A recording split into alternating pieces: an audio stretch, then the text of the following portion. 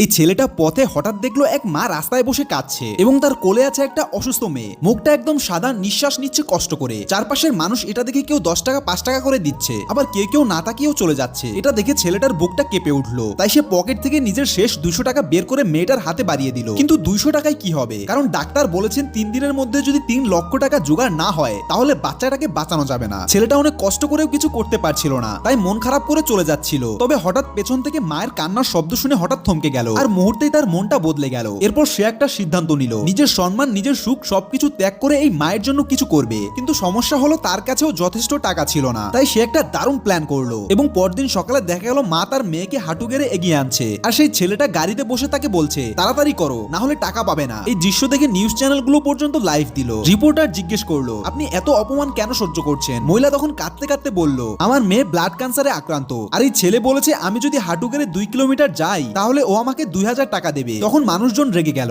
সবাই বলল পৃথিবীতে এমন নিষ্ঠুর লোকও আছে নাকি? তবে কেউ জানতো না এই সবটাই ছিল ছেলেটার একটা সাজানো নাটক। ছেলেটা চেয়েছিল মানুষ যেন ভিডিওটা দেখে সহানুভূতিতে সাহায্য পাঠায়, আর ঠিক সেটাই হলো। ভিডিও ভাইরাল হওয়ার পর দানেই কয়েক ঘন্টার মধ্যে মেয়েটার অপারেশনের টাকা পুরো জোগাড় হয়ে গেল।